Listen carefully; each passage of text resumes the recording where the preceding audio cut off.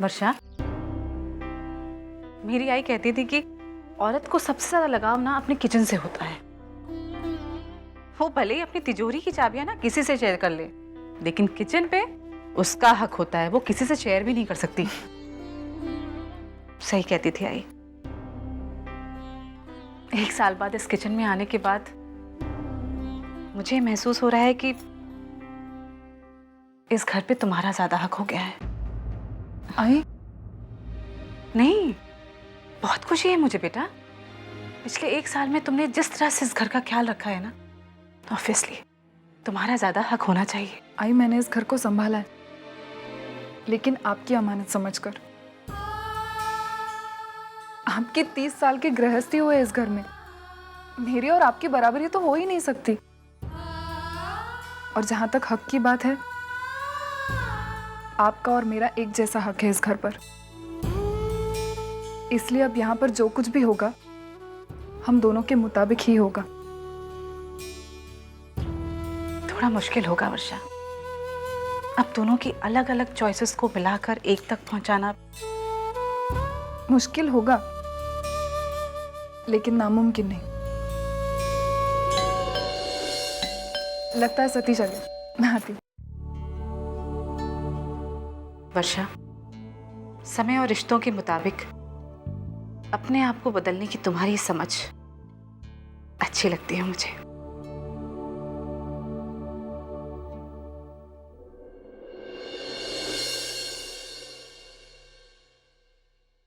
आज बहुत देर हो गई आने।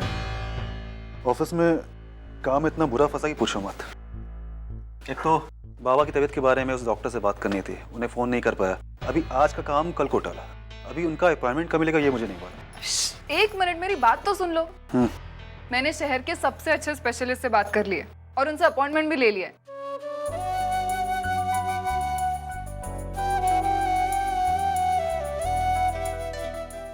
पता है वर्षा, मैंने जिंदगी में बहुत से अहम फैसले लिए, कुछ सही थे और कुछ गलत भी। लेकिन एक फैसला जो मैंने सबसे सही लिया, पता है क्या? क्या? तुमसे शादी करने का फैसला। ठीक है, थोड़ा सा तुम जिद्दी हो, थोड़ा सा नखरे वाली हो, लेकिन जैसी भी हो बहुत अच्छी हो, बहुत केयरिंग हो, सबका ख्याल रखने वाली एक जिद्दी गुड़िया। अच्छा, मुझे एक बात बताओ, तुम मेरी तारीफ कर रहे हो या फिर मुझे मेरी बुराइयां गिनवा रहे हो? तो तुम्हारे इस सवाल का जवाब मैं अभी दूं या फिर? सतीश, मुझे नहीं चाहिए तुम्हारा जवाब।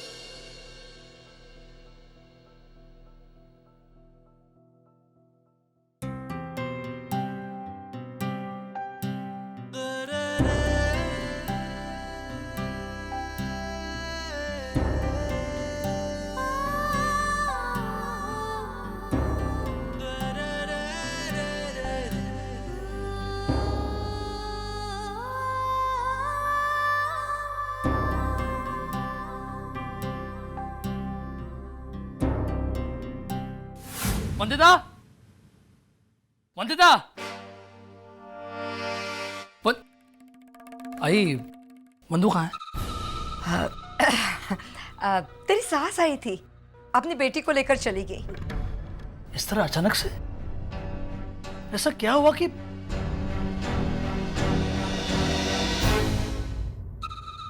आई, मैं कुछ पूछ रहा हूं तुझसे। मैं जानता हूं सविता ऐसे आकर वंदिता को लेकर नहीं जा सकती, और नहीं वंदिता अपनी मर्जी से यहां से जाएगी। जरूर कुछ ना कुछ हुआ है, पता मुझे। क्या? आई, आई,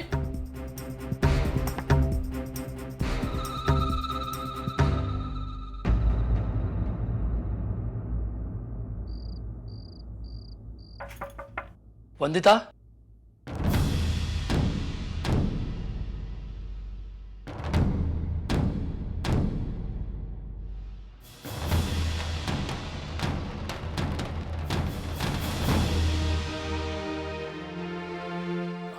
मानव, मेरे आई ने बताया कि सविता आई वंदिता को यहाँ पर ले आई है, इसलिए मैं। तुम्हारे आई ने सिर्फ इतना ही बताया?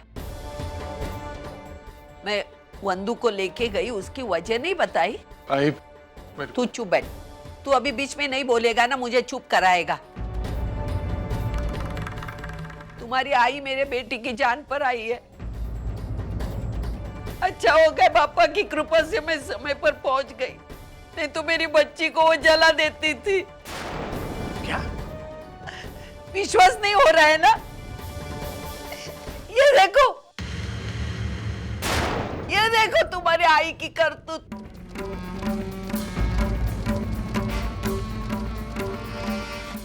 लेकिन ये सब कैसे? कैसे?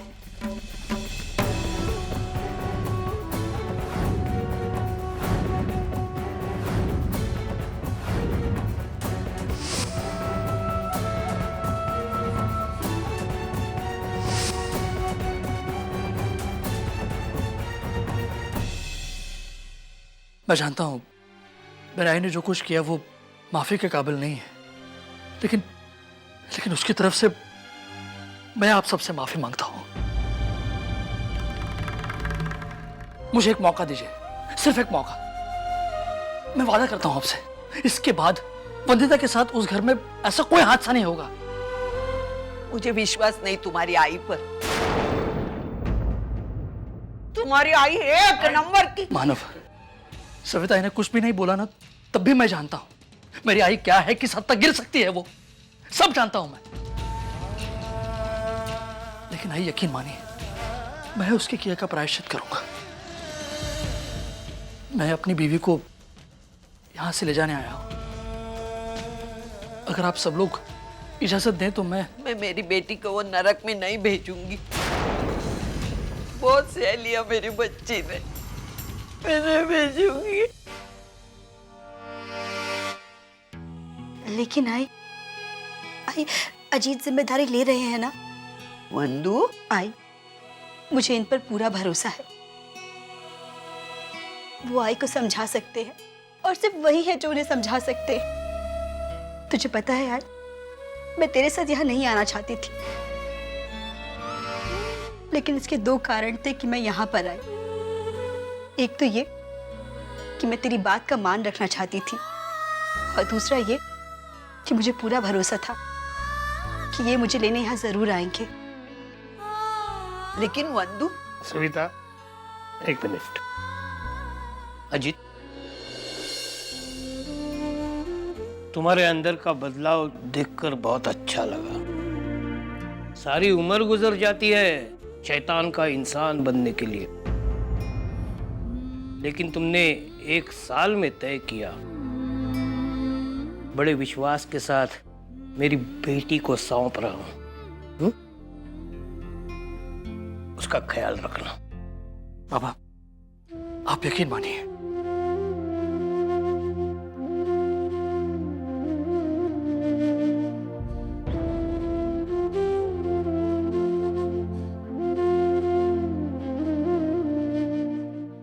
चलो वंदिता।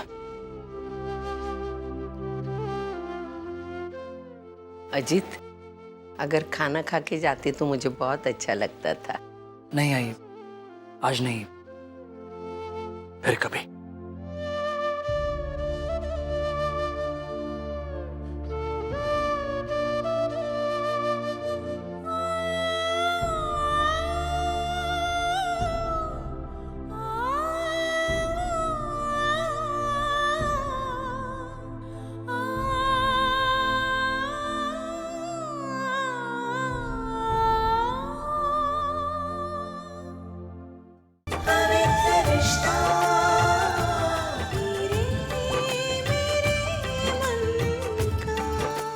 ZTV, आज लिखेंगे कल।